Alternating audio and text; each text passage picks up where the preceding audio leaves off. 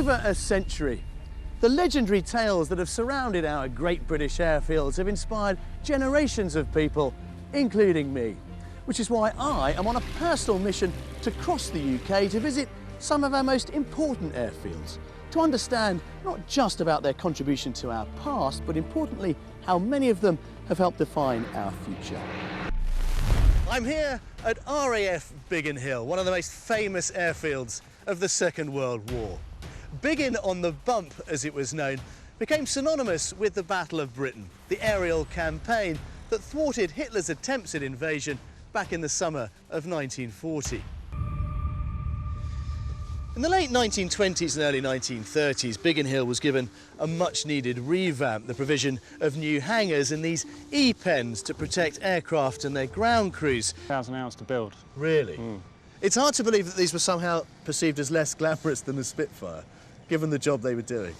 They're not as glamorous, you know, they're fabric and wood, and, you know, they don't get the blood racing like a Spitfire does unless you're actually flying one. But one of them has to get the glamour, one of them has to do the work, and it's the Hurricane that's the workhorse, shall we say. Explosive charge in the head is far more effective. I never thought the day would ever come when I'd get the chance to actually fire a live 50 calibre. But today is my lucky day, Dave. Today's your lucky day. Right, let's have a look and see what it does to the armour plate. You know, much of wartime Biggin Hill has sadly disappeared, but this is a rare survivor. It's the original dispersal hut that pilots would have gathered in and around, playing cards, reading the paper, trying to relax as they waited for the call to scramble.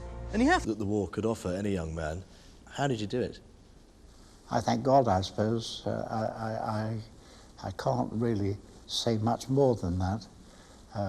Fortune was on your side, and you were very lucky, and you pick out fleeting glances, I think is the best way I can describe it. And sometimes it's the consequence of those fleeting glances which sticks in your mind. There are fleeting moments, and it all happens very quickly. The German plan to beat the RAF had failed, and so too had the invasion of Great Britain. You know, for many people, as an airfield, Biggin Hill is hallowed ground. Throughout the war, its squadrons and its pilots of all nationalities that were based here destroyed over 1,000 enemy aircraft.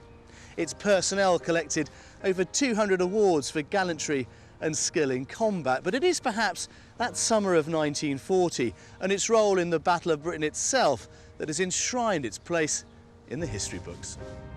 American airmen who gave their lives flying from UK bases, the American Air Museum was opened at Duxford. It's home to an impressive array of American aircraft from World War II to modern day.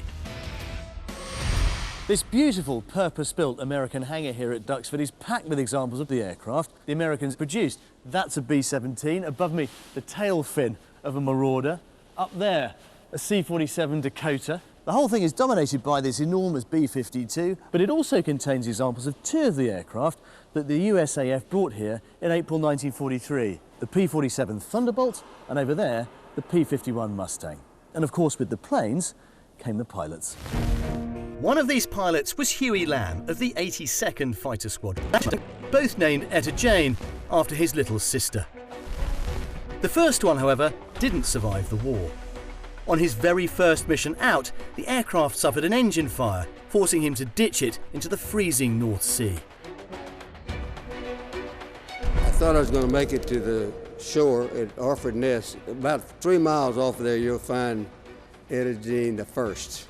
It's about 100 feet down in the ocean there. My right wing